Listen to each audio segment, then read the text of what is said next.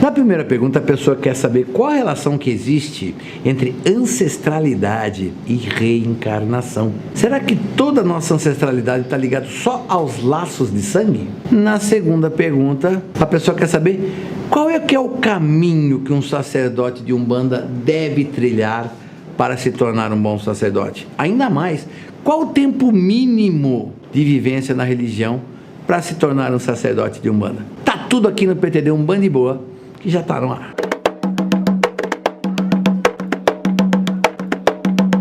Galerinha, você quer curso para iniciante?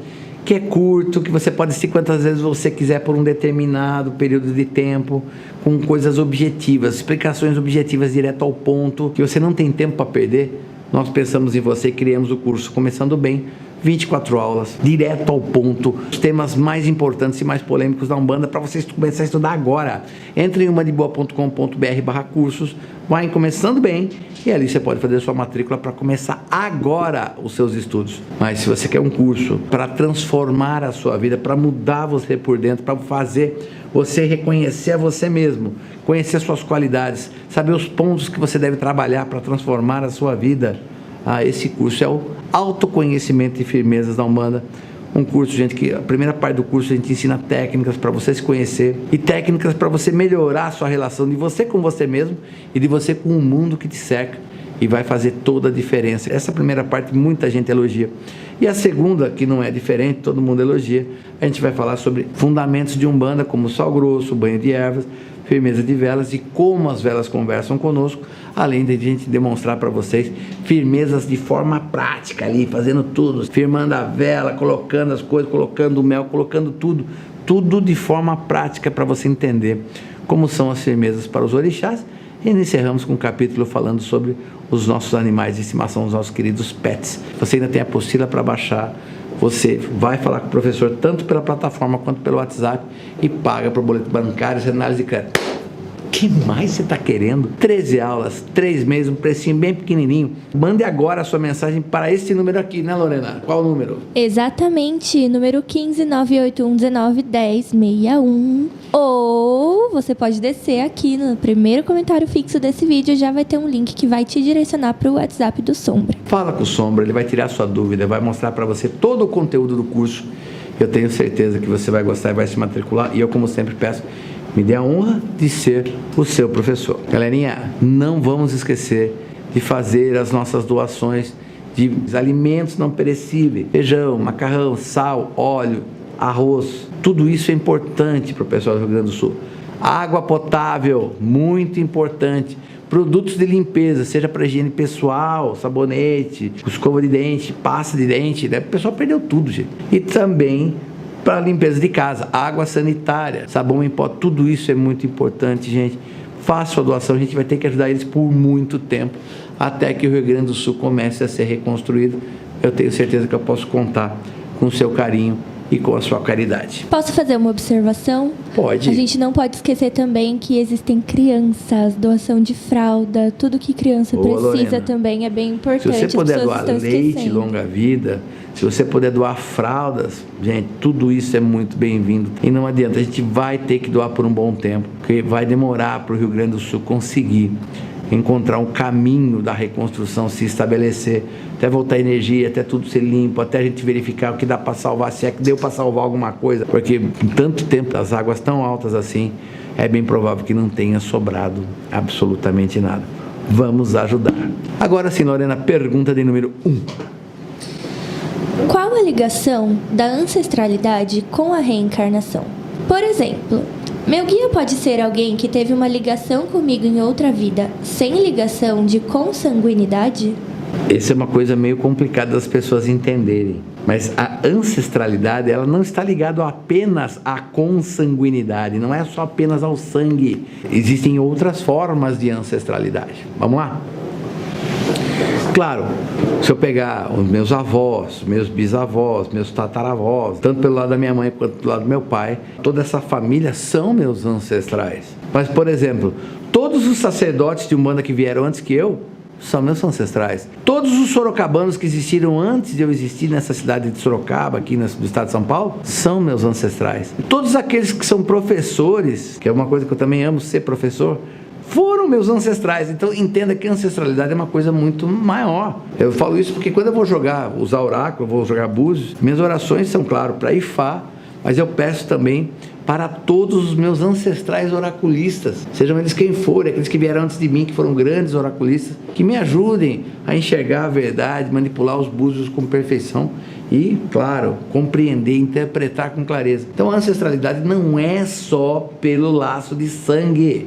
E isso às vezes cria muita confusão na cabeça das pessoas. Por exemplo, vou citar aqui 2 casos que eu não tenho muita explicação. Pai Benedito da Angola, ele é meu guia de frente, meu anjo de guarda. Tá, como é que um preto velho, retinto como ele, sendo que eu não tenho, pelo menos que eu saiba, eu não tenho, já procurei, nenhum ancestral direto ligado a nada que seja, não foi negro, pode ser que até que alguém tenha sido da religião lá atrás, alguém que tenha gostado muito da religião. Eu não tenho nenhuma ancestralidade direta, mas ele é o meu guia de frente. Pai Jacó, fala meio italiano, meio espanholado, não sei até hoje qual a língua que ele fala. Qual é a relação ancestral que ele tem? Pode até ser, porque meu pai era italiano, minha mãe é descendente de espanhol, pode até ser que o pai Jacó se enquadre melhor, mas claro que o pai Benedito tem alguma coisa que liga ele e a mim por ancestralidade, porque não é provavelmente um laço sanguíneo. Mas você quer saber qual a ligação da ancestralidade com a reencarnação?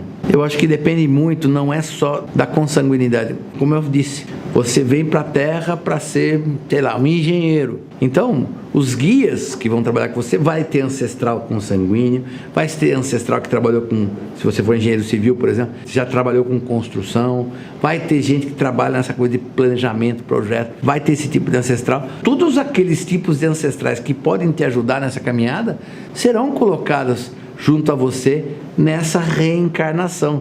Porque se fosse só o consanguíneo, a gente teria sempre quase que os mesmos guias, né? Podemos pensar assim, e não é bem assim que a banda toca. Certo, Lorena? Certo, Márcio. Então devemos ir logo, porque olha, minha voz começa a dar sinal que ela quer me abandonar. E ainda tem mais gravação pela frente, Nem então me aguenta fale, aí. meu Jesus amado. Mas vamos lá, Lorena. Pergunta de número 2. Qual o caminho mais natural, próximo do correto, para abrir um terreiro de Umbanda e qual o tempo? Boa pergunta. Essa é uma pergunta que, se todos os sacerdotes de Umbanda existentes fizessem essa pergunta, muitos problemas seriam evitados. Eu acredito que para você ser sacerdote de Umbanda, para ter um mínimo de condição, você tem que ter pelo menos 7 anos de mediunidade. E, se possível for, ter alguma relação com algum cargo hierárquico dentro de um terreiro de Umbanda antes de ter o seu terreiro. Eu, Márcio, eu fui cambone, fui médium por muito tempo, eu fui pai pequeno, hoje sou sacerdote. Tudo isso me ajudou. As experiências mediúnicas me ajudaram, as experiências como pai pequeno, porque só você assumindo uma responsabilidade dentro do terreiro para você entender o tamanho do problema que é um terreiro de Umbanda. Porque senão você abre o terreiro de Umbanda e fica perdido. Poxa, eu não sabia que isso acontecia, como é que eu resolvo? Eu acho que você tem que ter confiança na sua mediunidade, por isso 7 anos. Se for mais de 10 anos, eu acho que é bem melhor. Eu demorei 23 anos para abrir meu terreiro. Eu acho que hoje, eu achei que demorou muito, mas hoje eu vejo que foi uma atitude que não fui eu que escolhi, mas a espiritualidade teve muita sabedoria em me segurar. Eu acho que a experiência muda bastante. A sua idade, quando você é jovem, as pessoas confiam menos. Quando você tem um pouco mais de 30 anos, principalmente, as pessoas passam a confiar mais em você e na sua espiritualidade. A não ser que seja uma habilidade de explodir. Claro, estudar e se preparar. Se preparar como sacerdote, prestar as obrigações. E essa preparação não é só nessa parte religiosa.